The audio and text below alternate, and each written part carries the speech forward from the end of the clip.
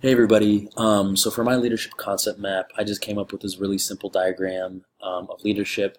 I broke down leadership into the three main ways in which I thought that leadership is typically broken down to, or at least the leadership theories. That would be leader-centered, follower-centered, or both. And so with this diagram, I'm just going to go through each one of these and break them down and talk about them a little bit. So I'm going to start with the leader-centered theories of leadership. Those are the trait, skill, behavioral, authentic, path, goal, leadership ethics, and gender approaches. So to begin, the trait approach, this one claims that leaders are born and they either have these leadership characteristics and traits or they don't. Some of the traits that they attribute to leaders are people with integrity, sociability, and problem-solving abilities. One main focus of this approach is that it claims that these traits, they can't be improved upon. So either you have them or you don't. The next approach is the skill approach. In contrast to trait approach, this is the one that says that skills can be developed and improved. The three main skills that it focuses on are technical, human, and conceptual skills. So technical skills are more of your complex problem solving. Your conceptual approach is more of like being able to process ideas and big picture projects, and then your human approach is kind of how you deal with other people. So the skill sets involving all of those three are kind of viewed as being able to be improved upon and developed. Third approach there is behavioral. This type of approach says that leadership behavior changes based on the situation. And there are 5 types of behavioral leadership: country club, team, middle of the road, impoverished, and authority compliance. The first of those, country club, can be defined as having low concern for accomplishment and is more focused on interpersonal relationships. Team-oriented is more so task and interpersonal focused. Middle of the road is kind of a compromising form of leadership. It's exactly what it sounds like. It's right down the middle of the road. It tries to balance the leadership between the task and the interpersonal relationships with the team members. Impoverished is basically when the leader doesn't care. They're neither task-focused nor people-oriented or people-focused. And the last one, authority compliance, is heavily emphasizes job and task orientation rather than interpersonal relationships with people in the team. So authentic leadership is the next approach here in the leader-centered portion of the diagram. The authentic approach kind of pushes the idea of just be yourself, right? Be yourself as a leader. It pushes the idea of trustworthiness, and honesty. And it claims that followers really need a leader that they can believe in and want to follow because they have this trust in that person. Path goal. Path goal is kind of the approach where leaders focus on motivating their followers.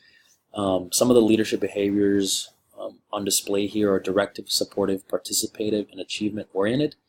So path goal is kind of figuring out what inspires your team and having them buy into a common goal or a common task in hopes that obviously their work and what they do and the job satisfaction all kind of goes up.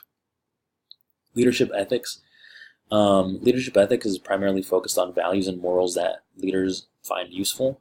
There are 3 levels to this. It's pre-conventional, conventional, and post-conventional. That one is a pretty brief one in my opinion, but it really focuses on leadership ethics, the leader staying true to what they believe is right, kind of not straying.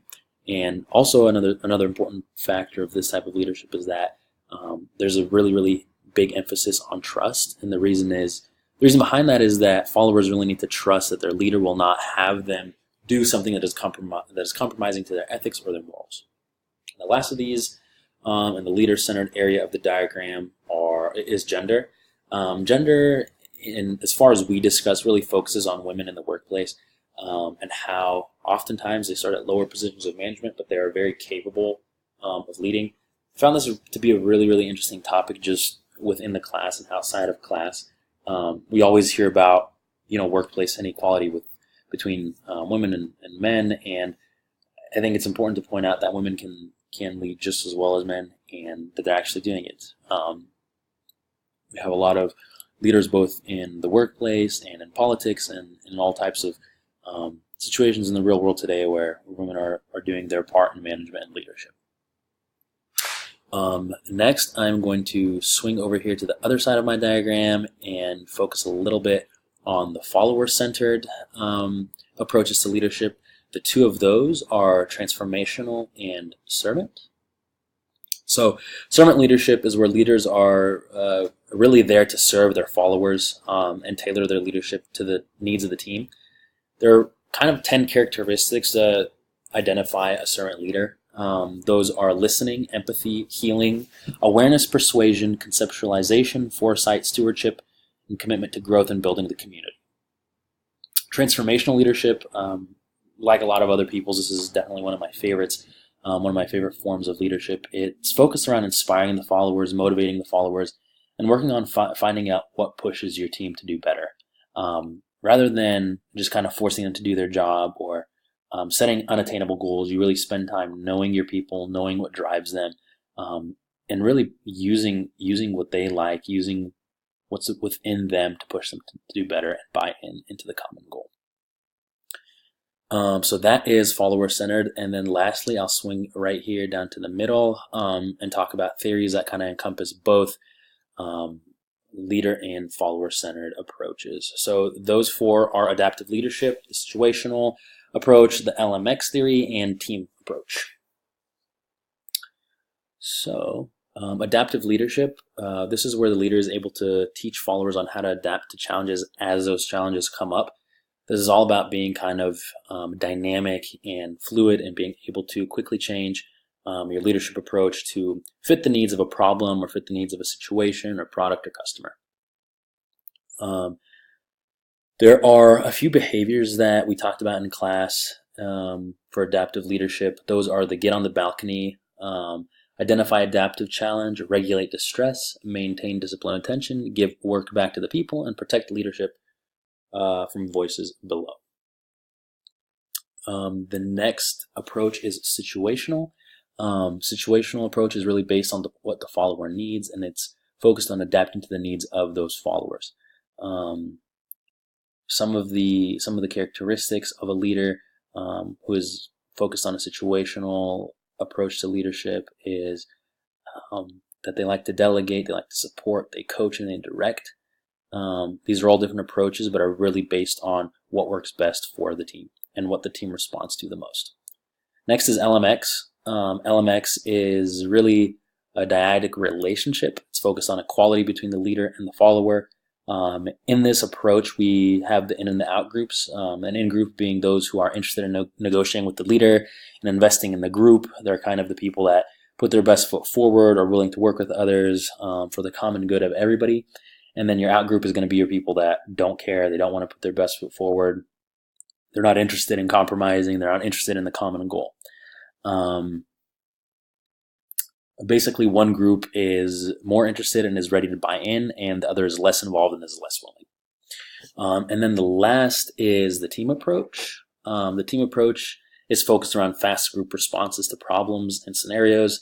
And really, the way this is successful is because everybody's working as a team to make decisions and drive each other to do better. It takes into account everyone's skills and ideas, and is really focused around the culture of the company and everybody involved in the team. So that is my basic breakdown of leadership here. Super simple diagram, but I feel like it does the job of kind of showing how everything is linked between the three ways that I split it up. So appreciate you guys listening and have a great day.